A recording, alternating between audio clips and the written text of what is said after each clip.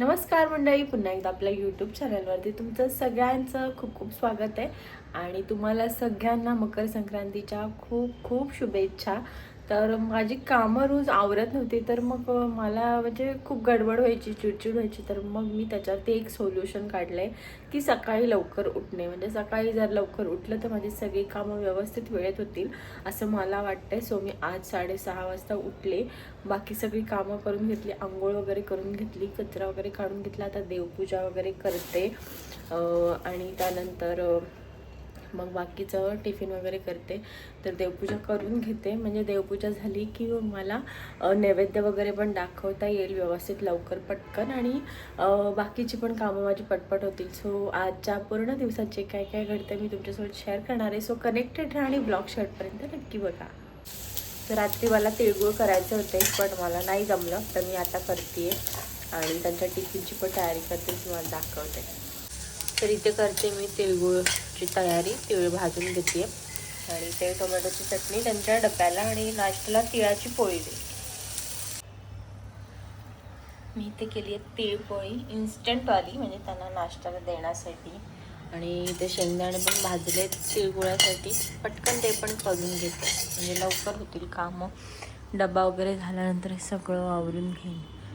आणि मला वाटते मला उपवास पकडावा लागणार आहे, कारण लेट आहे हे संक्रांतीचं पूजन, त्याच्यामुळे मला हे करेन साबुदाण्याची खिचडी.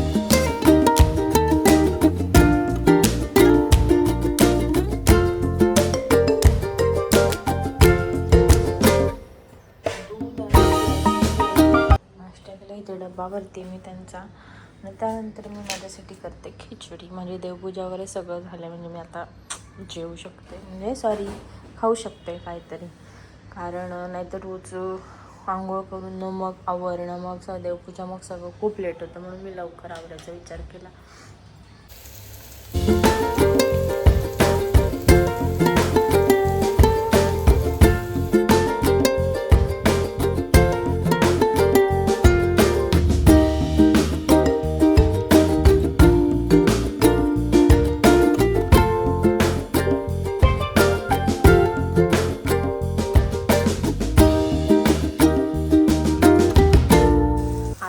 मकर संक्रांत आहे, तुम्ही पण सूर्यदेवांचं दर्शन घ्या सगळेजण.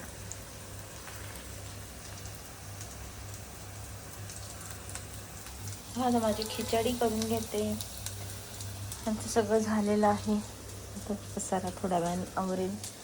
इथला पण पसारा खूप बऱ्यापैकी कमी केला. इथे तयारी करते मी. असं का होतं, याला लाईट जास्त लागते फोनला. आणि ते तिळगुळांची तयारी करते. इथे खूप पसारा होता, तर तो मी क्लीन केला, कारण ना काल पडलं मग सगळं त्याच्यावरून. तर ते मला असं इतकं झालं आहे की बाबा करून टाकावं. दूध ठेवलं इकडे आणि खिचडी करते. या खिचडी खायला मस्तपैकी गरमागरम.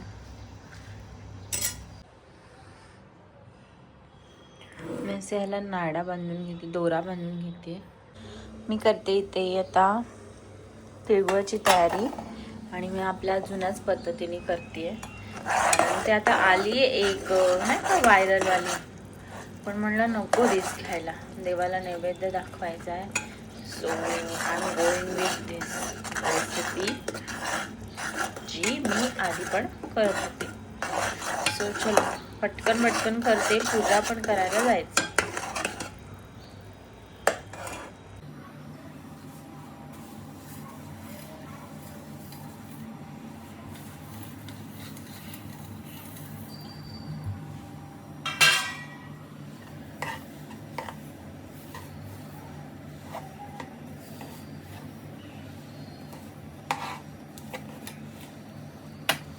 त्याच्यामध्ये मी टाकणार आहे 1 चमचा तूप.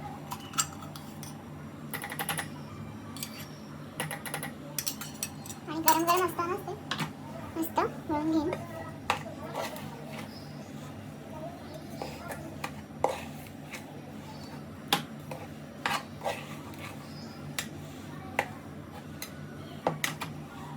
हाच ताटात काढून घेते, म्हणजे एक्स्ट्रा भांडी नको भरायला. आणि मस्त पैकी लाडू बनवून घेते. हाताला तूप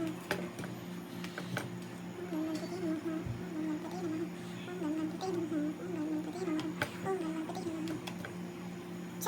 अभी ना मैं पूजा की तैयारी तो करती हूँ सगळी म्हणजे सगळं जरासं आवरून वगैरे आणि हे झाल्यावरती तर छानपैकी माझे तिळगुळाचे लाडू तयार झालेत आणि आता मी घेते पूजेची तयारी करायला. छान झाले.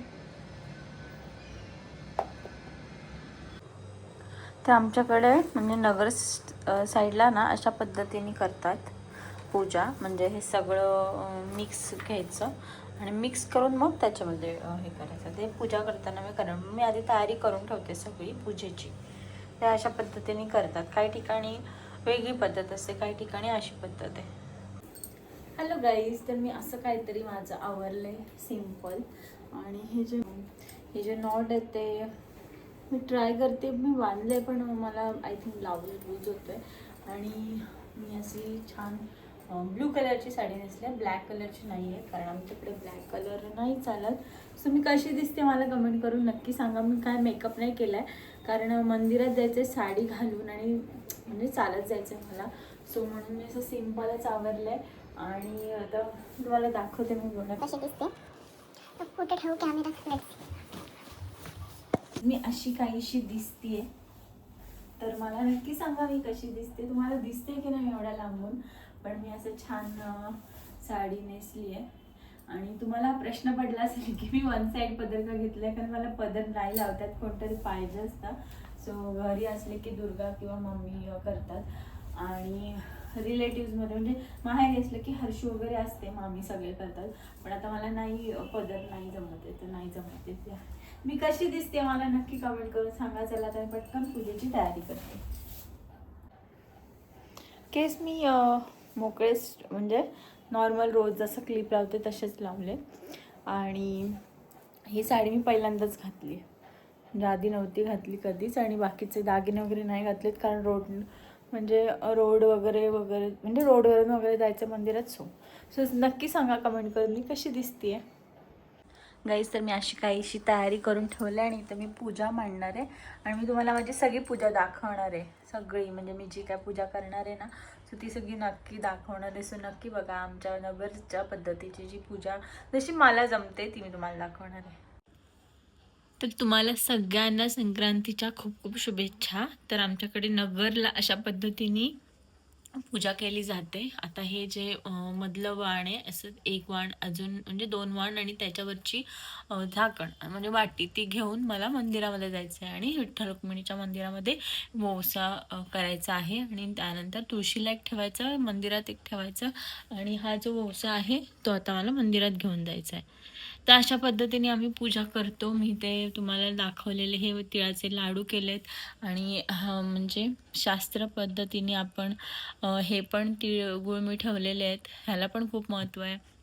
गणपती बाप्पांची पूजा केली, छान सगळे सुगड त्यांची पूजा केली, सुगडांची पूजा केली. तर पूजा कशी वाटली मला नक्की कमेंट करून सांगा. तर आता मी मंदिरात चालली. तुम्हाला आमची पूजा कशी वाटली मला कमेंट करून नक्की सांगा. आता मी पटकन मंदिरामध्ये जाऊन येते आणि तिथे पण पूजा करते. मला जशी जमते म्हणजे जेवढं मला 100% पूजा करण्यामध्ये देता येईल ना तेवढं मी देते. सो चलो आपण जाऊया आता मंदिरामध्ये. तुम्ही पण चला माझ्यासोबत. वौसा सांडायला नको म्हणून मी असा बॉक्समध्ये घेतला. मागच्या वर्षी पण सेम घेतला होता आणि ह्याच्यामध्ये ते वौसामधलं बाकीचं सामान घेतलंय, तिळगुळ घेतलेत आणि पैसे पण घेतलेत कशासाठी लागला. मी मस्तपैकी मस्त मंदिरात जाऊन येते. चालतच जाईन, थोडंसं लांब आहे, अर्धा 1 किलोमीटर, पण चालतच जाऊन येते. सो चला तुम्ही पण माझ्यासोबत. माझी पूजा वगैरे झाली, मी तुम्हाला ऑलरेडी दाखवले नाही. मी सकाळपासून फक्त खिचडीवर आहे, पण ठीक आहे, काही हरकत नाही आहे. चलो.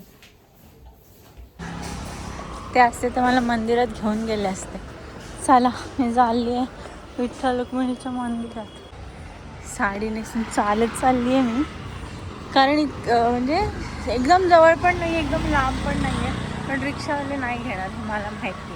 त्याच्यामुळे मी आपल्या घरूनच मनाची तयारी केली की आपण चालत जाऊया. तर मी अर्ध्या रस्त्यात आली आहे.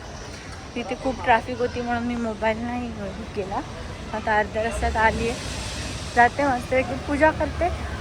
आणि काय खावं तर प्रश्न आहे, कारण पुरणपोळी मे बी संध्याकाळी करेन, कारण तिळगुळाचा तर प्रसाद दाखवला देवाला. तर चला चालले मी आता.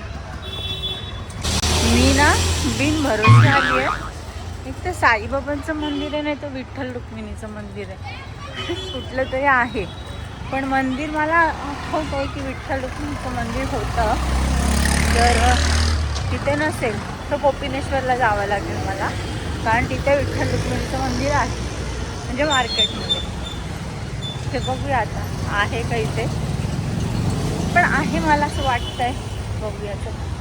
आमच्या घराच्या मागेच एक मंदिर आहे, पण तिथे विठ्ठल रुक्मिणी नाही आहे, त्याच्यामुळे इकडे यावं लागेल. चलो.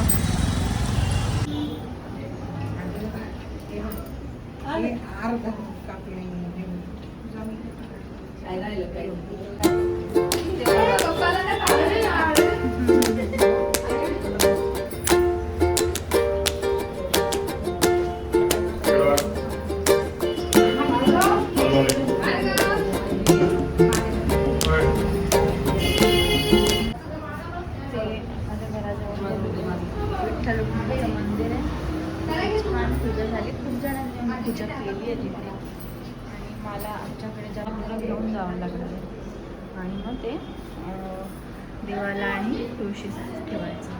छान पूजा झाली माझी.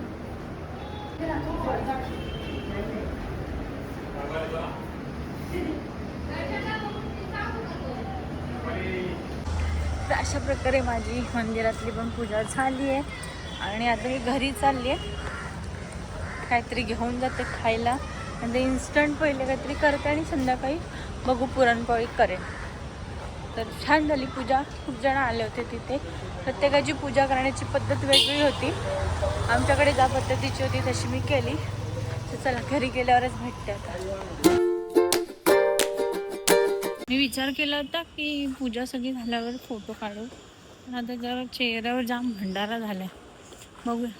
मला तिथे गार्डनमध्ये फोटो काढायचे होते, पण असं कोणाला पण सांगायला हे झालं. गाईज इथे कैऱ्या आल्यात, मी तुम्हाला दाखवते. दिसतात का कैऱ्या आल्यात, पण ना त्यांच्याकडे मागायला जायला हिंमत नाही. घरी ना एवढ्या लवकर, पण घरी जातो. गाईज रात्रीचे वाजलेत 12:30. मला डाळिंब खायचे आणि मी ते खातेच. टी व्हीला काहीतरी लावते आणि खाते. आणि आजचा ब्लॉग मी एंड केला नव्हता, सो तो पण राहिला आहे. सो आजचा ब्लॉग आपण इथेच एंड करूया. मे बी डाळिंब खाऊन घेते मस्तपैकी. गाईज रात्रीचे 2:02 झालेत आणि मला ना झोपच येत नाही आहे. तर मी एडिटिंग करत बसते. भूक लागली आहे I think may be. So आजचा ब्लॉग आपण एंड नव्हता केला, सो आजचा ब्लॉग आपण इथेच एंड करूया. उद्या पुन्हा भेटूया. तोपर्यंत good night, bye bye, take care.